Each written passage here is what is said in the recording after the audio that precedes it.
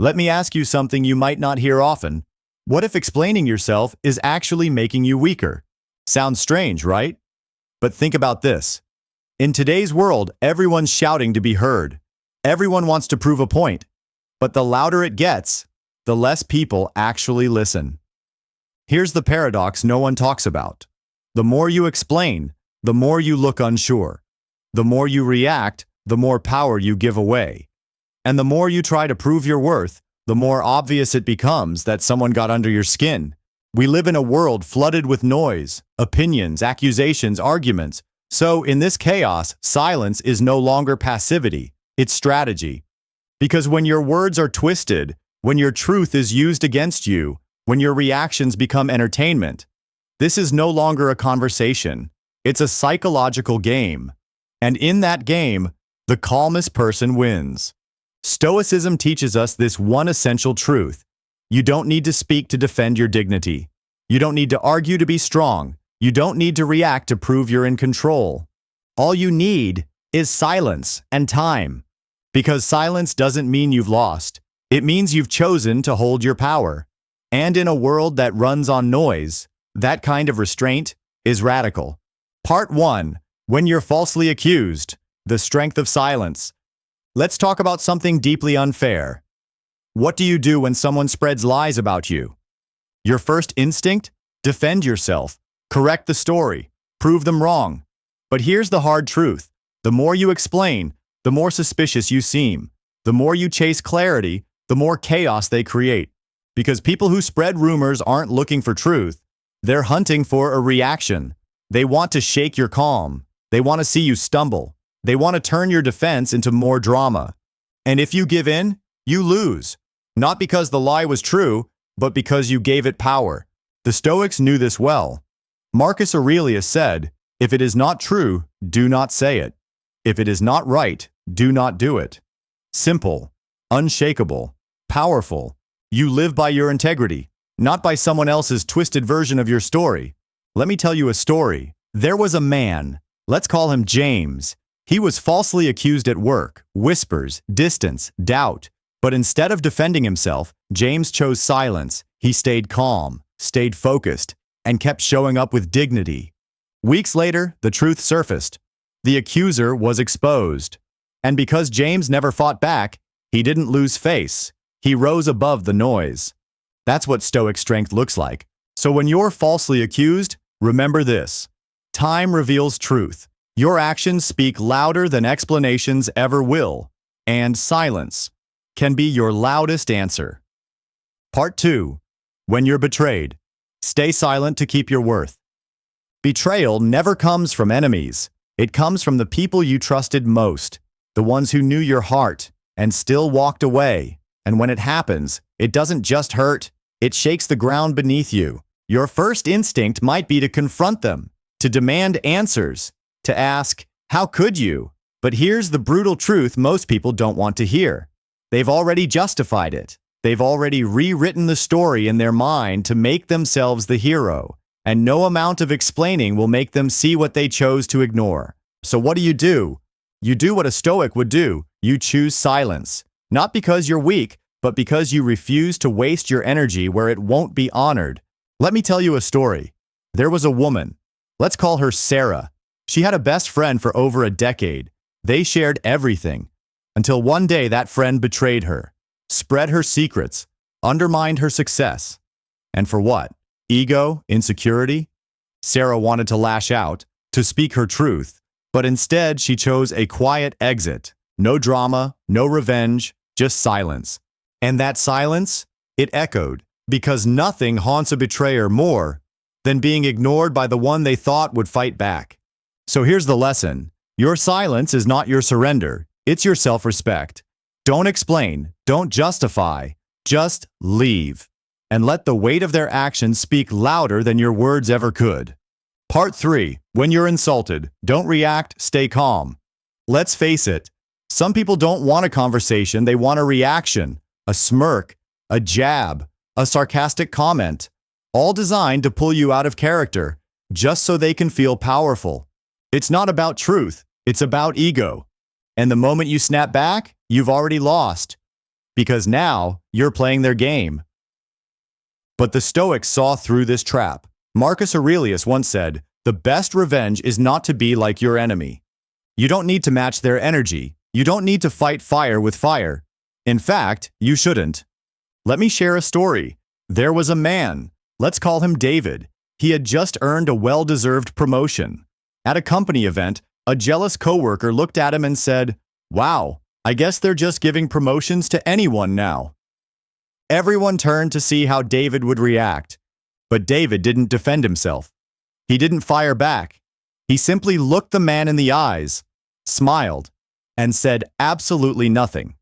Just silence. In that moment, he didn't just rise above the insult. He commanded the room with calm. That's Stoic power, because silence isn't weakness, it's composure. And nothing frustrates an insulter more than being ignored by the person they wanted to shake. So next time someone tries to get under your skin, remember, you don't need to respond to prove your worth. Your calm is already speaking for you. Part 4. When facing the victim player, don't join the drama. Some people aren't interested in truth. They don't want resolution. What they want is control. So how do they get it? They play the victim. They twist the story. They shed just enough tears to make themselves look innocent. They leave out key facts, rewrite the past, and suddenly, you're the villain. And here's the danger. The more you try to explain, the guiltier you look. Because when someone's performing for sympathy, your logic doesn't matter. Emotion wins. And now you're arguing with a script that was never written for your side. Epictetus warned us, complaining is always non-productive and never appropriate. Victim players don't complain for solutions. They complain for attention. Let me tell you a story. There was a woman, Rachel.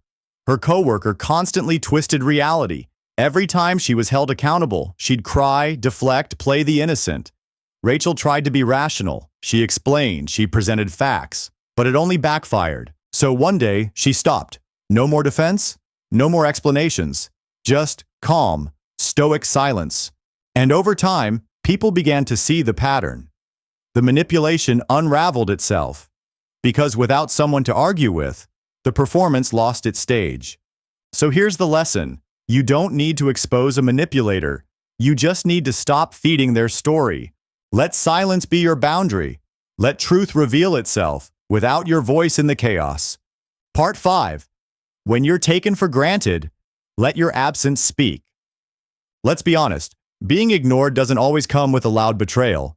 Sometimes it's just silence. The texts they stop replying to, the effort they stop returning, the attention they stop giving.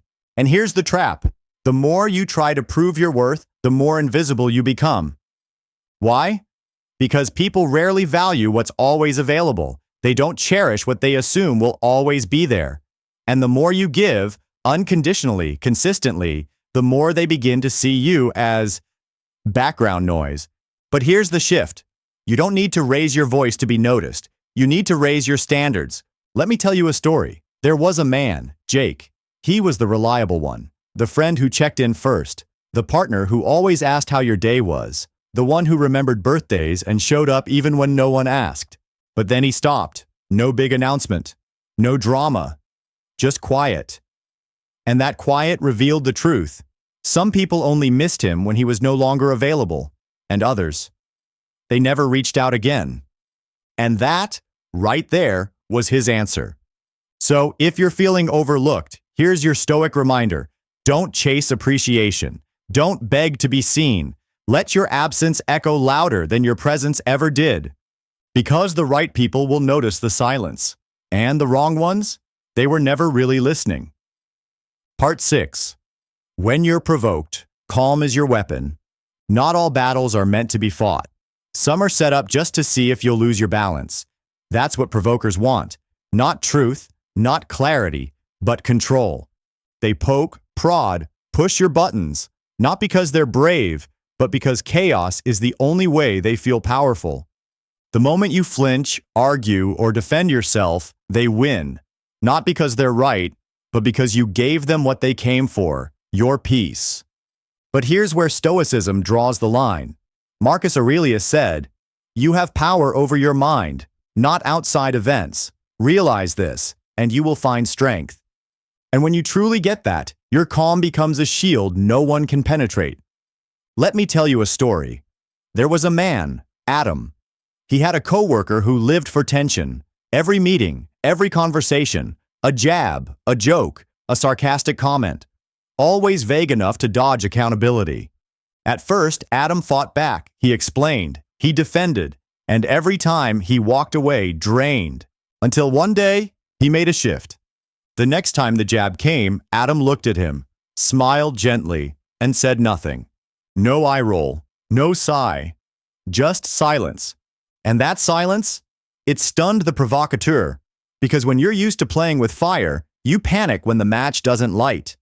Eventually, he stopped trying, because even the loudest flame dies without fuel. So here's the reminder.